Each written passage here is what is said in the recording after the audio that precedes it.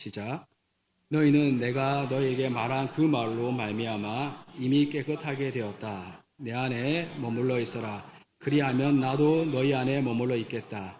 가지가 포도나무에 붙어 있지 아니하면 스스로 열매를 맺을 수 없는 것 같이 너희도 내 안에 머물러 있지 아니하면 열매를 맺을 수 없다. 오늘은 황상호 장로님이 내 안에 거하라는 제목으로 말씀을 증거해 주시겠습니다.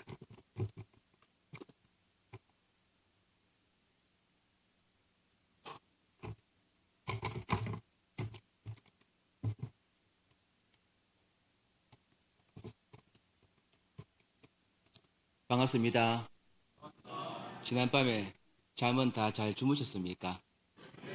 전 너무 덥고 오늘 또 말씀도 잘 지내야 된다는 생각 때문에 잠을 좀 많이 설쳤는데 잘 주무시다니 다행입니다. 어, 제가 감히 여러분 우리 성도들 앞에서 말씀을 전할 자격이 있는 건 아닌데 그래도 한 가지 은혜를 나누고자 이 자리에 서게 되었습니다. 혹시 모자라는 부분이나 마음에 안 드는 부분이 있다 하더라도 너그러이 이해해 주시기를 바랍니다. 우린 대부분 다 어렸을 때 꿈을 가지고 있었습니다.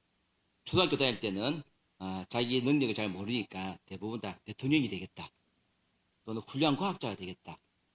또는 돈을 많이 버는 큰 회사 사장이 되겠다. 또는 미스 코리아가 되겠다. 또는 방탄소년단 같은 그런 연예인이 되겠다고들 많이들 합니다. 그러다가 고등학교에 가게 되면은 또 현실을 조금씩 이제 알게 됩니다. 고3이 되면 대통령은 고사하고 좀 괜찮은 대학이라도 갈 수 있으면 좋겠다 하다가 이제 대학에 들어가게 되면은 어디든지 취직이라도 할 수 있으면은 소원이 없겠다 하면서 점점 더 눈높이가 낮아지게 됩니다. 저는 대학을 다니면서 교수 목자가 되어서 많은 학생들에게 강의 중에 전도도 하고 또 예수님을 믿으면 이렇게 교수도 되고 출세할 수 있다면서 자랑스럽게 자신을 드러내는 것이 꿈이었습니다. 그런데 하나님께서는 저의 이렇게 무지하고 교만한 꿈을 이루지 못하도록 하나님께서 저를 아무것도 내세울 것 없는 그냥 아주 지극히 평범한 많은 의사들 중에 하나로 살게 하셨습니다. 그래서 저는 지난 시간 동안 좀 아쉬움이 많았습니다. 저는 아쉬움이 많은 그런 인생을 살았는데 여러분은 어떻습니까? 여러분은 다 전부 이전에 소망했던 기대했던 그런 인생을 지금 살고 계십니까? 여러분이 젊었을 때 꿈꾸었던 그런 여자, 그런 남자를 만나서 지금 그런 남편, 그런 부인으로서 행복하게 살고 계십니까? 또 여러분 자녀들은 또 어떻습니까? 여러분 기대대로 아주 훌륭하고 뛰어난 사람이 되어가고 있습니까? 집안의 자랑이요. 또 자녀들이 가문의 자랑으로 커가고 있습니까? 아마 어렸을 때 꿈꾸었던 그런 행복한 삶을 사는 그런 분도 계시겠지만 그렇지 않은 분들이 아마 훨씬 더 많을 겁니다. 대부분의 경우는 저와 마찬가지로 젊을 때 기대와는 많이 다른 삶을 살고 있을 것입니다. 그러면 우리 인생이 원하는 대로 흘러가지 않았기 때문에 그냥 아쉬움을 가득 품은 채로 내 인생은 이렇게 살다 가는구나 하면서 힘없이 살아야 됩니까? 아무 꿈도 없이 희망도 없이 매일매일 그날이 그날 같은 오늘도 하루가 또 가는구나 하고 맥없이 그냥 아무 없이 보람도 없이 살다가 죽어야 됩니까? 결코 그렇지 않습니다. 제키 로빈슨이라는 사람 이름을 들어보셨습니까? 그는 미국 프로야구 사상 최초의 흑인 메이저리그 야구 선수입니다. 제키 로빈슨은 1947년 4월 15일 흑인으로서는 처음으로 미국 프로야구 메이저리그 경기에서 2만 6천 명 관중 앞에서 처음으로 데뷔를 하였습니다.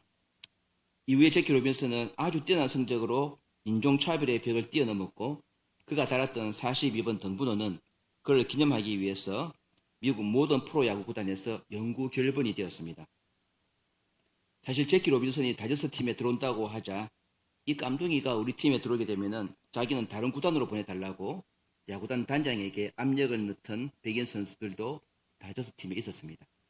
이런 분위기에서 아무리 제키 로빈슨이 재능이 뛰어난다 하더라도 구단 단장은 제키를 프로야구 선수로 자기 팀에 영입하기가 쉽지 않았을 것입니다. 그런데 맨 처음 입단 계약서를 적을 때 다음과 같은 요구 조건이 있었다고 합니다. 그것은 아무리 부당한 대우를 받아도 참고 소란을 피우지 않겠다는 조건이었습니다. 여기에 사인하지 않으면 선수로 받아주지 않겠다고 하였습니다. 도저히 받아들이기 어려운 조건이었지만 제키 로빈슨은 사인을 했습니다. 훗날에 왜 그런 말도 안 되는 조건을 받아들였냐는 물음에 제키 로빈슨은 다음과 같이 말했습니다. 메이저리그에서 뛰어야 되었는데 그걸 못 참아요? 흑인이라고 저보다 더 심하게 부당한 대우를 받는 사람이 얼마나 많은데 메이저리그에서 뛰어야 되었으면서 그 정도 무시나 억울한 일을 못 참으면 말이 안 되지요. 이렇게 말했습니다.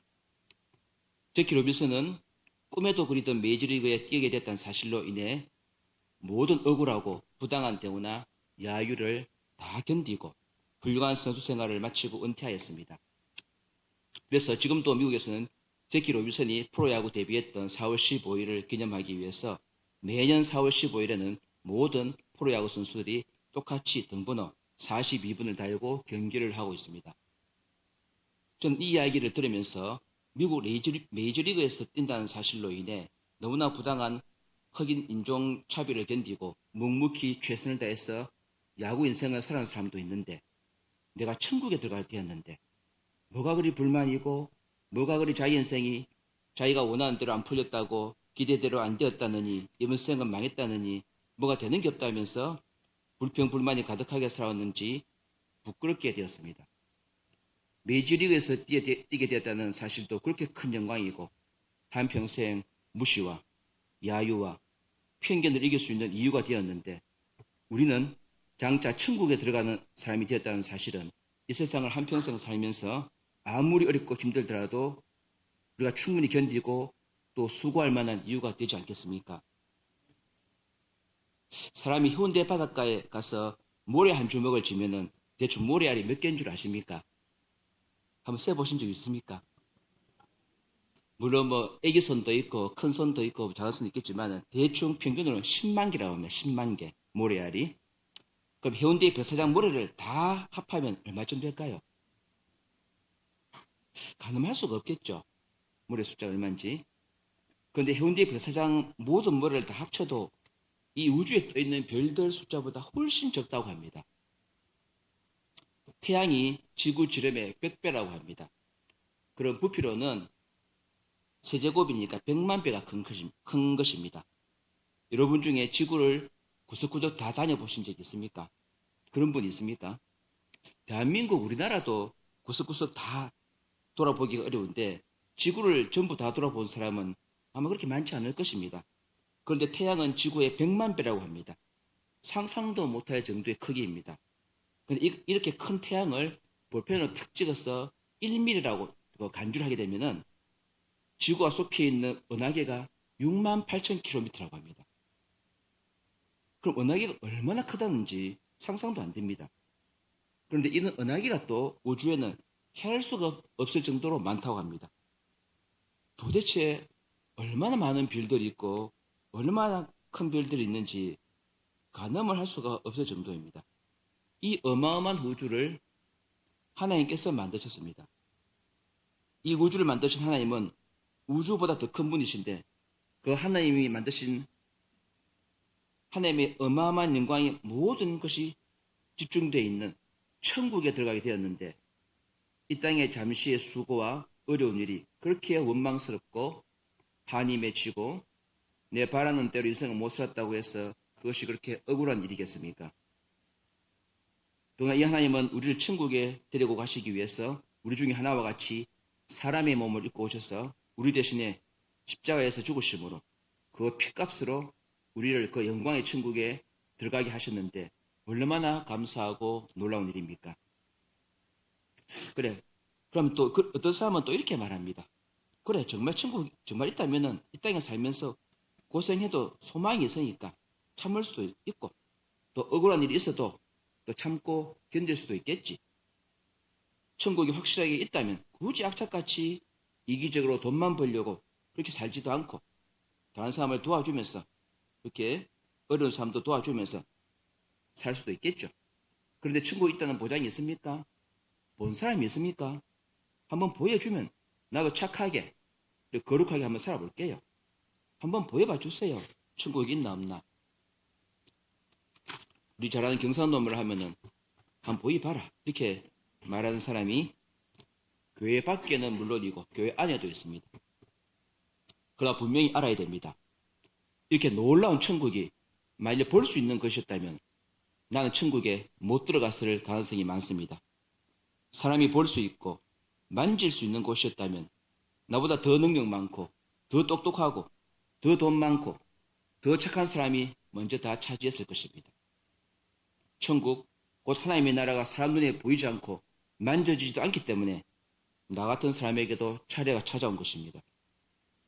하나님께서 오직 그분을 믿음으로만 천국 문을 열 수 있게 하셨기 때문에 나같이 모자라고 무능하고 부끄럽고 못됐고 죄 많고 자격 없는 자도 하나님의 은혜로 믿음으로 천국에 들어갈 수 있게 된 것입니다. 보여주면 믿겠다. 그런 소리 하시면 안 됩니다. 보이지 않기 때문에 나 같은 자에게도 기회가 온 것입니다. 사람의 능력이나 외모나 자질로 뽑지 않으시고 하나님의 은혜로 믿음으로 그저 죄사함을 주셨기 때문에 우리가 천국에 들어갈 수 있게 된 것입니다. 그러므로 우리는 제키 로빈슨보다 더 감사함으로 한평생을 수고하고 열심히 그리고 성실하게 묵묵히 살아야 될 것입니다. 메이저리그와는 차원이 안 되는 비교도 안 될 정도로 귀한 천국이 우리를 기다리고 있습니다. 너무나 감사하지 않습니까? 나에게 주시려고 천국을 남의 눈에 띄지 않도록 숨겨놓으신 그 은혜가 너무 감사하지 않습니까? 그럼 하나님의 은혜는 여기까지입니까? 부족하고 모자라는 너희를 나의 피로 구원했으니 이제부터 너희가 알아서 열심히 살고 성실하게 착하게 살고 계명도 잘 지키고 거룩한 사람이 되어서 거룩한 모습으로 천국에 오너라. 천국 입구에서 얼마나 거룩해졌는지 검사해보고 최종 합격 판정을 내리겠다. 이렇게 하셨습니까? 만일에 사실이 이렇다면 복음이 우리가 알고 있는 복음은 반쪽짜리밖에는 안 됩니다. 하나님께서 내 할 일은 이제 다 했으니 이제 너희가 알아서 거룩하게 살다가 오너라 하신다면 우리는 또 가망이 없습니다. 아무리 천국이 좋아도 우리 힘으로는 우리의 남은 인생을 주님의 자녀답게 살 수가 없습니다. 그럼 어떻게 해야 됩니까? 이제 천국이 있다는 것도 알았고 주님의 십자가 은혜로 죄사함도 받았는데 그런데 여전히 죄악되고 부끄럽고 연약한 죄로 남아있는 나는 어떻게 해야 구별된 사람으로 살아갈 수가 있다는 말입니까? 또 다른 절망과 부담이 마음 깊이 몰려옵니다. 이 대목에서 우리는 절망을 해야 됩니다. 절망해야 복음이 되는 것입니다.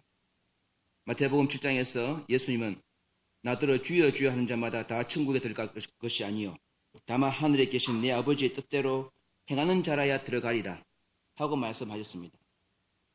그런데 이 말씀이 우리에게 절망이 됩니다. 우리는 한치의 오차도 없이 하나님 아버지의 말씀대로 뜻대로 그렇게 온전하게 거룩하게 살 수가 없습니다. 우리 중에 누가 흠도 없이 점도 없이 거룩하게 하나님의 뜻대로 살 수가 있습니까? 어제 하루 동안 지은 죄만 해도 트럭 한 대는 좋게 채울 정도일 것입니다. 우린 결코 스스로의 힘으로 어렵게 그리고 거룩하게 살 수가 없습니다. 끊임없이 솟아나오는 죄의 욕심과 소욕으로 인해서 우리 혼자 힘으로 하나님 앞에 담대하게 설 수가 없습니다. 아버지의 뜻대로 살아갈 수가 없습니다. 거룩하고 아름다운 인생을 꿈꾸지만 하나님께서 받으심지 않은 그런 인생을 살기가 어렵습니다. 그런데 우리는 걱정할 필요가 없습니다. 왜냐하면 주님께서 우리를 도와주시기 때문입니다. 우리가 하나님의 자녀에 걸맞는 삶을 살 수 있도록 도와주시기 때문입니다. 우리가 혼자서 알아서 거룩하게 살 수 없다는 것을 아시기 때문에 주님께서 끝까지 도와주시겠다고 하십니다. 그럼 주님께서 어떻게 우리를 도와주십니까?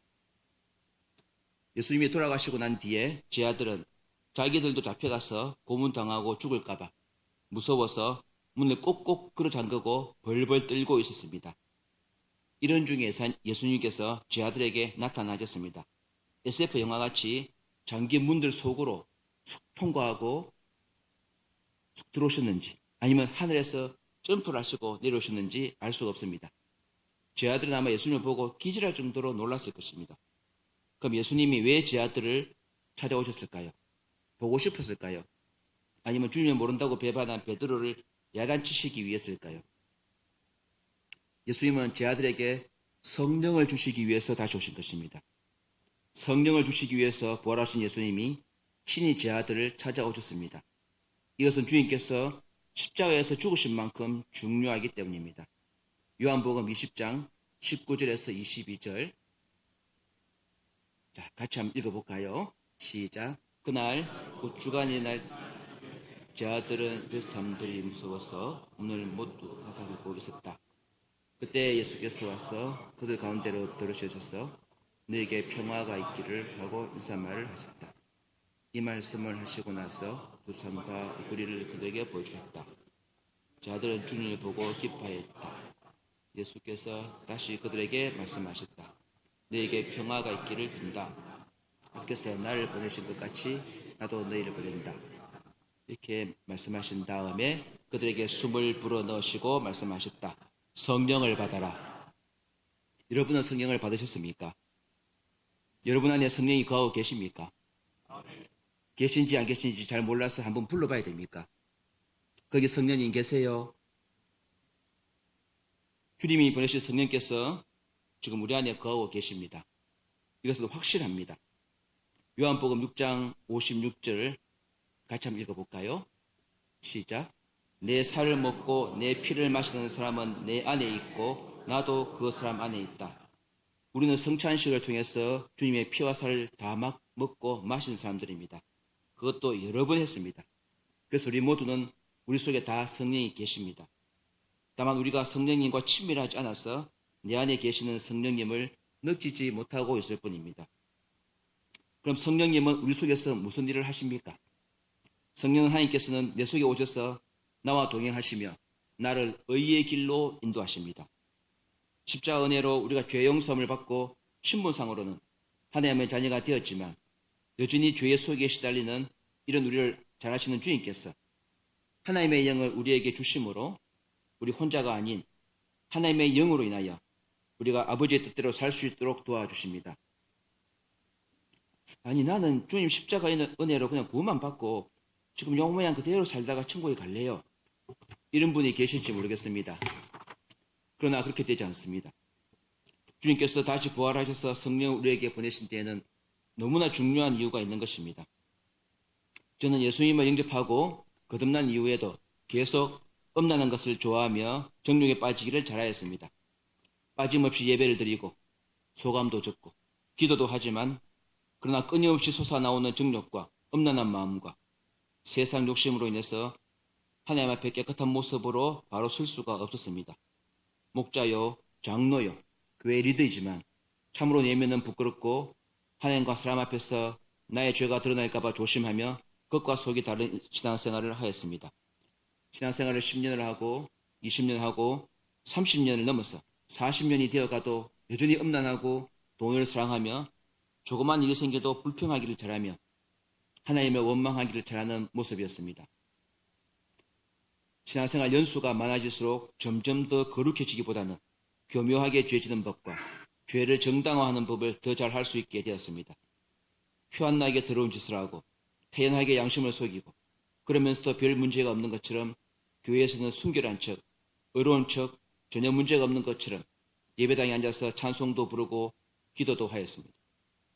저는 결코 말씀처럼 거룩하게 살 수 없고 나이 갈수록 내 죄만 점점 더 커져가는 현실 앞에서 두려웠습니다. 어떤 모습으로 주님 앞에 서게 될 것인가? 주님이 네가 누군지 모르겠다 하시면 어쩌지 않은 두려움이 생기기 시작하였습니다. 그러나 제가 내 안에 거하시는 성령 하나님을 알게 되면서 상황이 바뀌었습니다. 성령 하나님이 내 안에 거하시며 나를 인도하여 가심을 알게 되고 믿게 되면서 제 신앙이 많이 바뀌었습니다.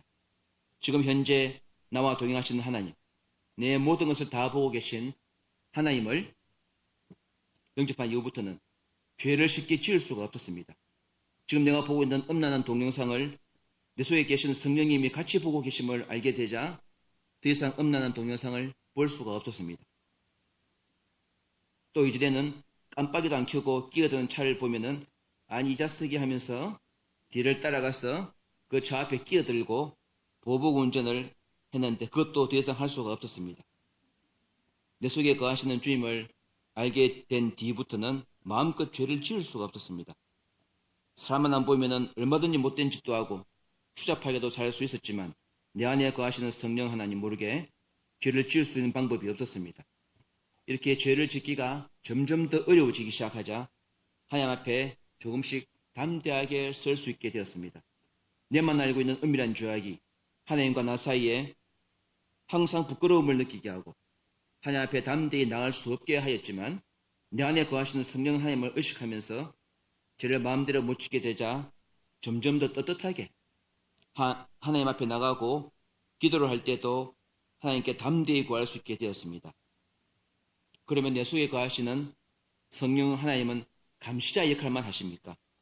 내가 죄를 짓나 안 짓나 가장 가까운 곳에서 보고 계시며 나중에 천국 문 앞에서 하나님 앞에 일러 바칠 나의 죄의 목록을 만들고 계십니까? 그렇지 않습니다. 성령 하나님의 첫 번째 목적은 우리로 하여금 하나님이 반드시 심직한 인생의 그런 열매를 맺게 하는 것입니다. 주님은 요한복음 15장에서 말씀하셨습니다. 같이 읽어보겠습니다. 요한복음 15장 4절 5절 시작. 내 안에 머물러 있으라. 그리하면 나도 내 안에 머물러 있겠다. 가지가 포도나무에 붙어 있지 아니하면 스스로 열매를 맺을 수 없는 것과 같이 너희도 내 안에 머물러 있지 아니하면 열매를 맺을 수 없다. 나는 포도나무요 너희는 가지이다. 사람이 내 안에 머물러 있고 내가 그 안에 머물러 있으면 그는 많은 열매를 맺는다. 너희는 나를 떠나서는 아무것도 할 수 없다. 아무것도 할 수 없다는 말은 하나님 없이는 돈도 안 벌린다. 공부해도 좋은 성적이 안 나온다. 출세길이 잘 안 풀린다. 그런 말이 아닙니다. 하나님을 모르는 불신자들이 더 공부 잘하고 더 돈 잘 벌고 더 출세를 잘합니다.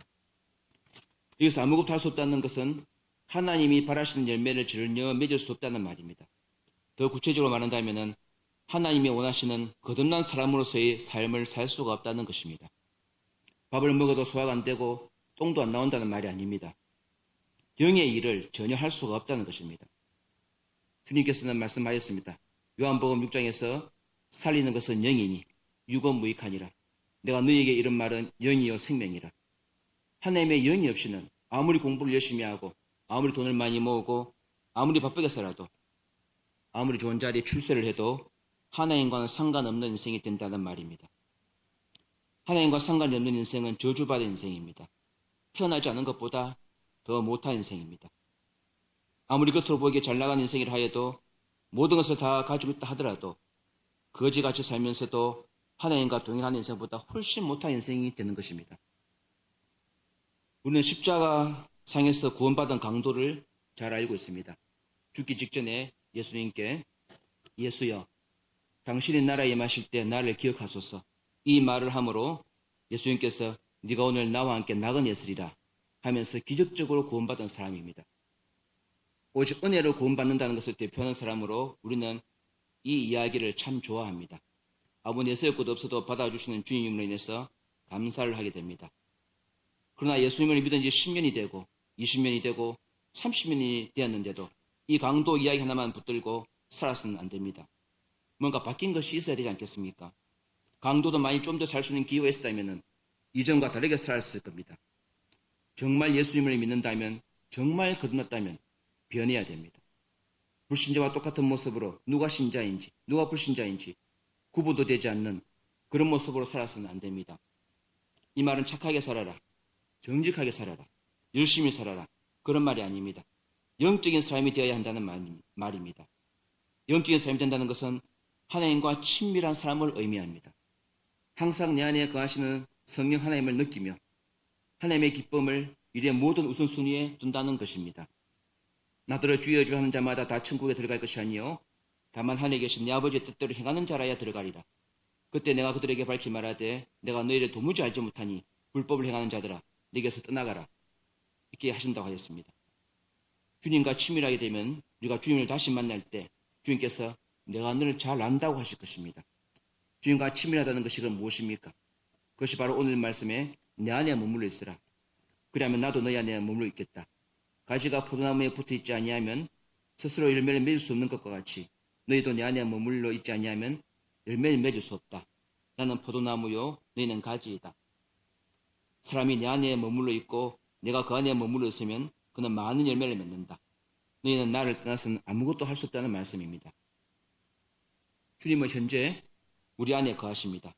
선한 일을 할 수 없는 우리로 하여금 선한 일을 할 수 있게 하십니다.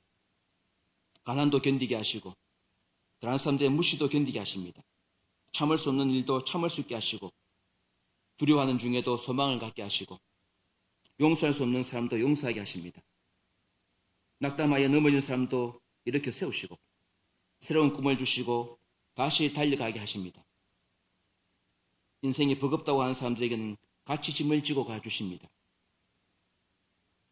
외로워서 울고 있는 사람에게는 내가 아니나 하시며 위로해 주십니다. 사람에 치이고 인생에 치인 사람들에게 소망이 되어 주십니다. 사람이 무섭고 인생이 무서워 집 밖에 나가지를 못하는 사람들에게는 햇빛을 비춰주십니다. 이제는 늙어서 아무 꿈도 없다는 사람들에게는 천국에 대한 소망과 비전을 주십니다. 10번을 실패해도 다시 일어날 수 있는 힘을 주십니다.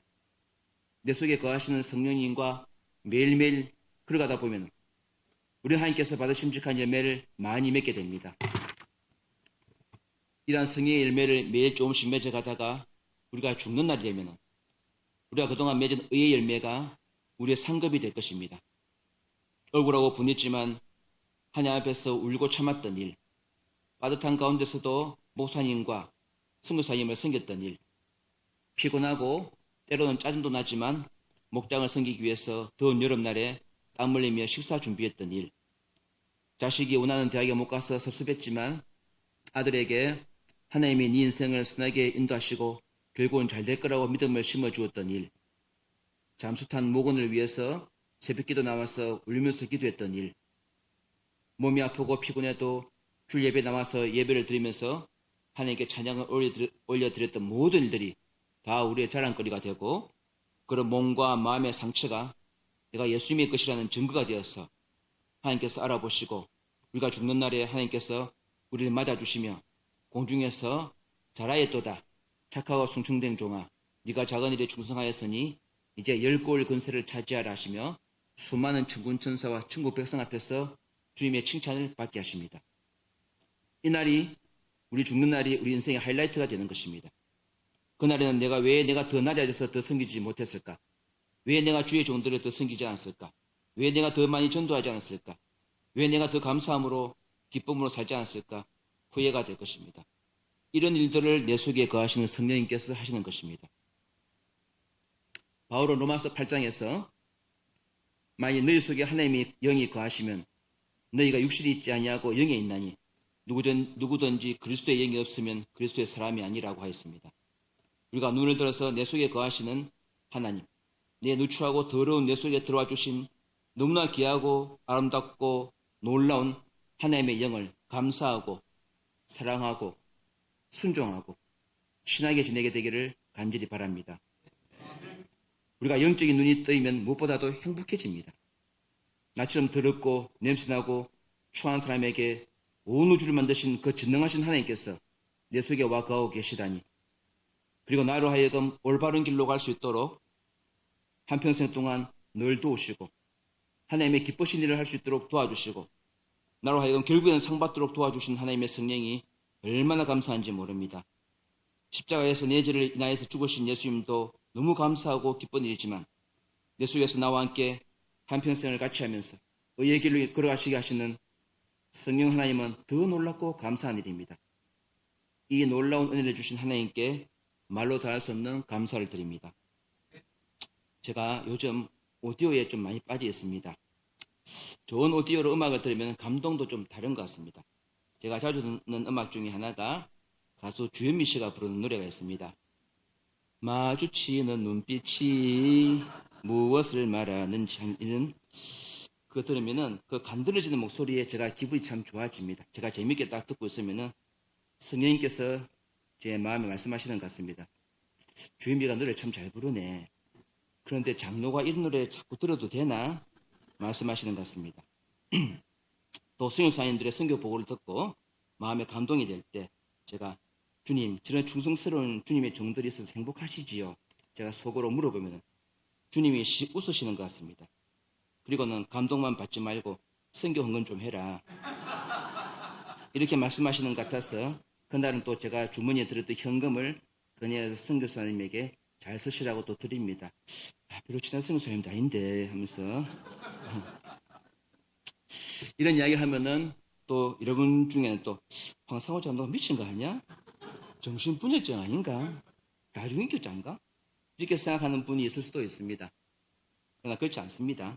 악령은 두려움과 분노와 미움과 복수심과 음란을 심지만 하나님의 영은 희생과 용서와 기쁨과 화평을 주시기 때문에 분명히 구별이 됩니다. 날이 갈수록 점점 더 하나님과 친밀해지는 것 같습니다. 우리는 하나님이 거하시는 성전입니다. 우리 가운데 하나님이 거하고 계십니다. 우리 안에 거하신 하나님께서 우리가 하나님의 자녀답게 살 수 있도록 도와주십니다. 성령님이 왜 우리 속에 오셨겠습니까? 우리를 감시하러 오신 게 아니라 우리가 한평생 하나님의 뜻을 쫓을 수 있도록 우리를 도와주고자 오신 것입니다. 성령님의 이름에는 변호사, 도와주시는 분, 상담사, 위로자, 친구 이런 의미가 들어있습니다. 이분이 내 속에 있기 때문에 세상 어디를 가도 나와 동행하십니다. 외롭지가 않습니다. 주님과 동행하면 내 속에 계신 주님께서 지금 내가 보고 있는 것을 같이 보고 계시며 내 마음속에 있는 염려와 걱정도 다 아시고 내가 뭘 좋아하는지도 알고 내가 무엇을 싫어하는지도 알고 계시며 내 영에 가장 기뻐하는 것들과 가장 우울해하는 것도 다 알고 계신 주님이 지금 내 속에 계신다는 것은 참으로 놀라운 일입니다. 이것을 우리가 깊이 알고 경험하는 것은 차원이 다른 신앙생활을 살게 된다는 것입니다. 십자가와 부활만 알고 죽고 나면 천국 가겠지. 그런 차원의 신앙이 아니라 매일매일 주님을 느끼면서 주님과 같이 호흡하면서 기도하면서 용기와 힘과 지혜를 얻게 하시고 마음속에 새로운 소망과 용기를 주시고 다 잘 될 거라고 위로하시는 주님과 같이 동행하는 것이 얼마나 큰 축복인지 알 수가 없습니다. 이 우주 만물을 지으신 그분께서 그분의 영이 내 속에 들어오시다니 그리고 나와 동거하시며 나를 도와주고 계시다니 말할 수 없는 은혜의 축복입니다. 요한복음 14장 16절부터 17절 같이 한번 읽어볼까요? 좀 많이 읽습니다. 시작. 내가 아버지께 구하겠다. 그러면 아버지께서 벌써 너희와 함께 하시라 것이다. 그는 진리의 영이시다. 세상은 그를 보지도 못하고 알지도 못하므로 그를 맞아들일 수가 없다. 그러나 너희는 그를 안다. 그것은 그와 너와 함께 계시고 또 너희 안에 계실 것이기 때문입니다. 최근에 시력이 잘 안 나온다고 할머니 한 분이 제 양가에 아들 손을 잡고 왔습니다. 시력을 재보니까 눈앞에 겨우 무엇이 아른아른거린다는 것이 보인다고 할 정도였는데 안과적으로는 이 정도의 시력을 안전수동이라고 합니다. 눈안자의 앞전자, 손수자와 움직일 동자를 써서 눈앞에 뭐가 움직이는 것만 겨우 느낄 수 있을 정도 그런 거를 안전수동이라고 말합니다. 0.01보다도 더 낮은 시력입니다. 백내장이 아주 심한 상태였고 백내장 수술을 했어도 벌써 했어야 되는 시점이었습니다. 제가 할머니에게 물어봤습니다. 어머님 이렇게 눈이 어두운데 어떻게 살았어요? 밥은 누가 해준 사람이 있습니까? 제가 물어봤습니다. 그래서 할머니는 아이고 제가 해먹지요. 저 혼자 사는데 제가 잘 해먹어요. 어머니 이 정도 시력이면 전혀 보이질 않는데 무슨 밥을 해먹는다고 그러세요? 아니 연탄불이 벌겋게 보이고 살도 어디 있는지 알고 그냥 살 퍼서 씻어서 솥에 넣고 벌겋은 연탄불 위에 얹어 놓으면 되지요. 그게 뭐 힘들다고요. 저는 잘 보여요 의사 선생님. 다른 치료 필요 없습니다. 이렇게 말했습니다. 사실 이 할머니는 외동아들 하나 있는데 아들은 서울에서 직장생활하고 할머니 혼자 부산에 살고 있었습니다. 아들은 직장생활을 한다고 바빠서 부산에는 명절 때만 한 번씩 잠깐 내려오던데 이번 설날에는 아들이 내려왔는데 아들 얼굴을 보고도 못 알아보길래 아들이 놀래서 어머니를 안과에 모시고 온 것이었습니다. 치매가 아니라 백내장이 심해서 안 보여서 못 알아본 것이었습니다. 그런데 할머니는 한사코 자기는 잘 보인다고 사는데 전혀 불편하지 않다면서 치료를 거부하는 것이었습니다. 사실은 못 배우고 가난하고 무식한 할머니가 아프다고 하면 서울 사는 귀한 내 자식 하나밖에 없는 아들에게 부담을 줄까봐 치료비라도 부담을 줄까봐 전혀 불편하지 않다고 선생님 저는 아무 불편한 게 없습니다. 아무 치료도 필요 없습니다. 이 말만 계속하였습니다. 엄마의 속을 모를 입는 아들이 옆에서 듣고 울었습니다. 아들이 왜 우는지, 자기 뱃속으로 난 자식이 왜 우는지 모를 리 없는 이 할머니도 흐느끼는 아들 목소리를 듣고 같이 울었습니다. 빠듯하게 살고 있는 아들을 생각하는 늙은 엄마의 끝없는 그 애끓는 마음과 마음 깊은 곳에서 끝없이 솟아나오는 자식에 대한 사랑. 이 사랑이 하나님은 없겠습니까? 마음을 지으신 분이 하나님이신데 어찌 우리 같이 평범한 사람들도 다 가지고 있는 이런 애끓는 사랑이 하나님이 없으시겠습니까? 이사야 49장에서 하나님이 다음과 같이 말씀하셨습니다. 여인이 어찌 그 젖먹는 자식을 잊겠으며 자기 티에서 난 아들을 긍휼히 여기지 않겠느냐. 그들은 혹시 잊을지라도 나는 너를 잊지 아니할 것이라. 내가 너를 내 손바닥에 새겼고 부모님은 혹시 너를 잊을지라도 나는 내 손바닥에 네 이름을 새겼고 항상 쳐다보고 있다는 말씀입니다. 한순간이라도 눈을 떼지 않고 물에 빠질까봐, 불에 넘어질까봐 물가에 혼자 내놓은 아기처럼 우리를 보고 계신다는 말씀입니다. 혹시 여러분 중에 또 이 말씀이 마음에 걸리는 분이 있을지도 모르겠습니다. 그렇게 항상 저를 보고 계신다면, 내 속에 계신다면 왜 그때 내가 그렇게 하나님을 간절히 찾고 도와달라고 매달리고 기도했을 때 그때는 왜 가만히 계셨습니까? 왜 그렇게 울고 매달릴 때 못 들은 척 하시고 그렇게 매정하게 계셨습니까? 섭섭합니다. 이렇게 질문하신 분들도 우리 중에 있을 수 있습니다. 저는 이 질문에 대해서 명확한 답을 드릴 수는 없지만 예레미야가 3장 19절에서 26절까지는 다음과 같이 기록되어 있습니다. 한번 읽어볼까요? 시작. 내가 겪은 그 고통, 쓴쑥과 슬개적 같은 그 고난을 잊지 못한다.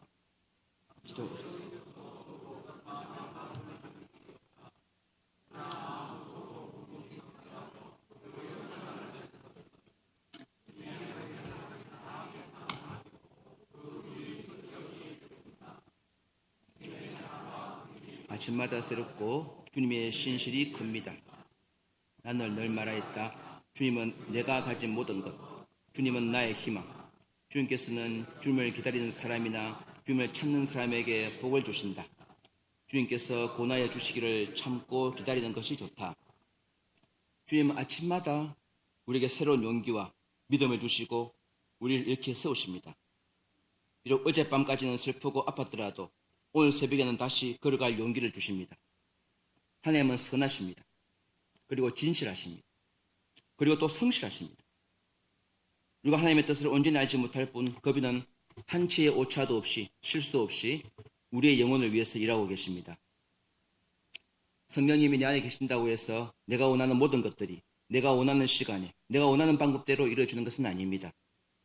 그러나 주님은 분명히 듣고 계시며 알고 계시며 나를 사랑하십니다. 네가 울든지 말든지 나는 내 뜻대로 한다. 내가 항상 옳기 때문에 내가 하는 일에 토를 달지 마라. 너는 무조건 내가 하는 일에 순종만 하면 된다. 이렇게 하지 않으십니다. 그분은 나의 목자가 되십니다. 나의 목마른 것을 아시고 나의 무수하는 것도 아시고 나의 연약함도 나의 부끄러운 것도 아십니다. 그분이 우리에게 대한 자기의 마음을 다음과 같이 말씀하셨습니다. 나는 선한 목자라. 나는 내 양을 알고 양도 나를 아는 것이 아버지께서 나를 아시고 내가 아버지를 아는 것 같으니 나는 양을 위하여 목숨을 버리노라. 또 누가복음에서 너희 중에 어떤 사람이 양 100마리가 있는데 그 중에 하나를 잃으면 99마리를 덜에 두고 그 잃은 것을 찾아내기까지 찾아다니지 아니하겠느냐. 뭐 하나 잘하는 게 없고 항상 어설프고 더듬거리고 잘 다치고 잘 헤매는 그 멍청한 양 하나가 바로 나인 것입니다. 잘 나가는 99마리 양보다 늘 모자라고 멍청한 내가 주님의 가슴 속에 새겨져 있는 그 양 한 마리인 것입니다. 왜 그때 그 기도대로 하나님께서 응답하지 않으셨는지는 알 수 없지만은 우리에 대한 주님의 마음은 간절하십니다. 이런 주님의 간절한 마음의 결정체가 바로 우리에게 성령을 주시는 것입니다. 성령을 통해서 주님은 우리를 인도하십니다. 그러므로 시편 말씀이 그대로 우리에게 적용이 됩니다. 여호와는 나의 목자시니 내게 부족함이 없으리로다. 그가 나를 푸른 풀밭에 누이시며 쉴만한 물가로 인도하신도다. 내 영혼을 소생시키시고 자기 이름을 위하여 의의 길로 인도하시는도다. 나의 목자가 되시며 위로자요 힘이 되신 성령님께서 지금 내 안에 계십니다. 이것은 참으로 놀라운 은혜와 축복입니다. 나를 눈동자같이 지키시고 내 평생 동안 동행하시고 하나님이 기뻐하시는 의의 열매를 맺도록 도와주시고 마치는 천국의 면류관을 받고 상 받게 하시려는 하나님의 말할 수 없는 그 은혜와 의지의 표현이 바로 내 속에 성령님이 오신 것입니다. 우리는 더 이상 외롭지 않습니다. 내 속에 하나님이 거하고 계십니다. 나의 모든 생각과 마음을 다 아십니다. 나와 같이 기뻐하시고 나와 같이 울어주시고 나와 같이 아파하시고 나와 같이 한편성에 동행해 주시는 주님. 마침내 천국에서 우리가 얼굴과 얼굴을 맞대고 보면 그 앞에 감사함으로 우리가 그 앞에 울면서 엎드려서 그분께 영광을 돌리게 될 그분이 지금 우리 속에 계십니다. 지금 우리가 다 소리내지 말고 속으로 주님께 주님 감사합니다. 이렇게 한번 말을 한번 해보십시오. 주님 감사합니다. 듣고 기뻐하시는 성령님의 그 기쁨이 확 느껴지실 겁니다. 내용이 좀 길어서 제가 혹시 더 기억을 못할까봐 잠깐 줄여서 말씀드리겠습니다. 제키 로빈슨이 미국 메이저리그에서 뛰는 것만 해도 모든 불공정한 것을 다 참았는데 천국을 선물로 받은 우리는 당연히 더 잘 견디고 수고를 해야 되겠습니다. 주님께서는 성령을 우리에게 주셨는데 이 성령님은 일생 동안 우리와 동행하시며 우리가 하나님이 원하시는 의의 열매를 맺도록 도와주십니다. 찬송가 185장 찬송하고 기도하겠습니다. 185장